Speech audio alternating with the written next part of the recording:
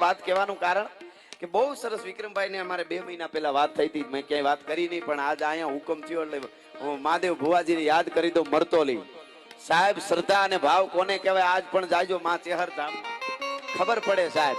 આજથી 30 વર્ષ પહેલા માનો ઉત્સવ ધર્મોત્સવ ઉજવાયેલો, 30 વર્ષ પહેલા ચેહર માના સાનિધ્યમાં મરતોલી ધામમાં. અને મહાદેવ ભુવા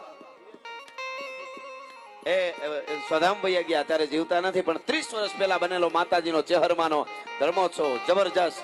અને 5000 માણસનું રોજનું 3 દિવસનો ધર્મોત્સવ, અને એમાં 5000 નું રોહડું બનાવી નાખ્યું. 5000 માણસનું, એમ કે ભાઈ એટલું એથી વધારે થોડું કઈ માણસ થાય.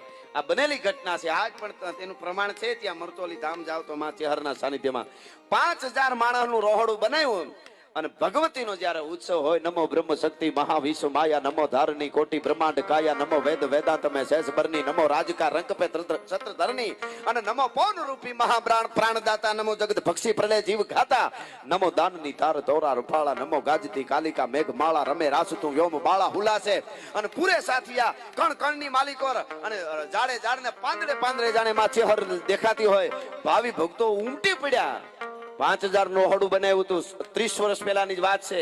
હજી નજરે જોનારા અનેક જીવે છે, એક નહીં. વિક્રમભાઈ પણ એમની સાક્ષી છે. અને 5000 માણસનું રોહડું બનાવેલું. અને માનવ મેરામણ હુકળી પીડ્યો માના સાનિધ્યમાં. હાલો માના ધર્મોત્સવમાં હાલો. 5000 ને બદલે 15000 નહીં, 25000 નહીં, 35000 નહીં, 45000 નહીં, 5000 નું રોહડું બન્યું. માણસ વધતા ગયા ને બધાય પંગતું બેહતી ગઈ. ખાવાનું રોહડું પ્રસાદ શરૂ થયો. અને સેવકો મૂંઝાણા, હવે હું કરીશું હે માં, હવે પૂરું પડે. 5000 ને બદલે આ તો મંડ્યા વધવા, હજુ 20000 ને 30000 ને. હવે માં શું કરી? તું લાજ રાખજે માં. એ માં તું લાજ રાખજે. ને બધા આમ સેવક જે સેવક ગણ હોય, બધા સ્વયં સેવકો બધા મૂંઝાણા, રખોડા વાળા મૂંઝાણા. હવે તાત્કાલિક એ વખતે તો લાડવા જ હોય. આ લાડવા હોય એ વખતે કઈ એટલા બધા કઈ થાળીઓ સલકાવી ન પડે. આ એવું હતું. એ લાડવા એ બધું બધાય મૂંઝાણા.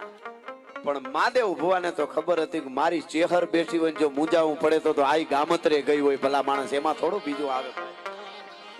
અને એ ભાઈ કહેવાય છે, એક મહાદેવ ભુવો ઉભો થયો, ધીરો ધીરો ધીરો ડગલા દીધા. સાહેબ, આવા ભુવાશ્રીઓ, આવા મહાપુરુષો આ ધરતી માથે છે ને, એટલે હજી ભારતને દુનિયા નમવા માટે આવે છે. એટલે ભારતને રાહ બતાવવી પડે છે. ભારત બધાને રાહ હજી બતાવી રહી છે.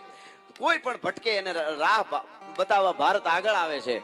ડગલા દીધા ભાઈ. હે ચેહર, હે માં, હે જોગમાયા, હે જગદંબા, જૈત જૈત જગમાત, જૈત કારણ સબ કરણી, જૈત ભરણ ભંડાર, જૈત તારણ નરુ તરણી, જૈત બુદ્ધિ ગુરુદેવ દત્ત વાયક વરદાઈ, જૈત ગાદિ ગન્નાદ પિંડ બ્રહ્માંડ ગુપાઈ. હે ચેહર માં, તું સો પછી મારે થોડી ઉપાધિ હોય. અવલોક લોક સાધક અખિલ કરણી અસુર વધ કાલિકા, રહો મહે સાથ સબ ઠોર પર, જય જગ ચંડી જ્વાલિકા.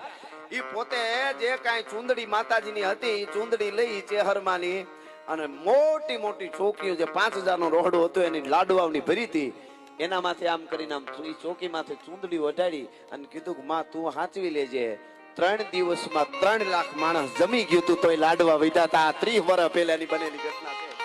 હાવ હકીકતમાં હજી તમને એનો પુરાવો દઉં. 3 દિવસમાં 5000 નું બનાવ્યું હતું અને 3 દિવસમાં 3 લાખ. 3 દિવસમાં 3 લાખ માણસ જમ્યું.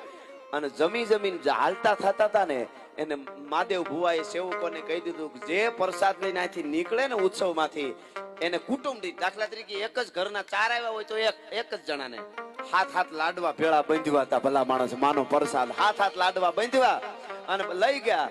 અને 3 દિવસમાં 3 લાખ માણસ 5000 નું રોહડું હતું એમાં જમી ગયું હતું. અને બન્યું એવું, છેલ્લે જે લાડવા વધ્યા હતા એ ચુંદડીમાં માની બાંધી અને 30 વર્ષથી વિજ્ઞાન ગોઠણિયા ભર થઈ જાય. અનાજને તમે પકવેલા અનાજને મૂકો એટલે 24 કલાકમાં બગડી જાય, ખાટું થઈ જાય, કીડિયું ચડી જાય, ખાઈ જાય, જીવડા પડી જાય. 30 વર્ષથી આજ કોઈ મરતોલી ધામ કોઈને જોવા માટે જવું હોય ચેહરના સાનિધ્યમાં, તો 30 વર્ષ પહેલાના લાડવા બાંધેલા પ્રસાદ સુગંધ આવે. તમે બાજુમાં જાઓ તો આજ પણ તમે વિચાર કરો, આજ પણ સુગંધ આવે. આ શહેર છે, આ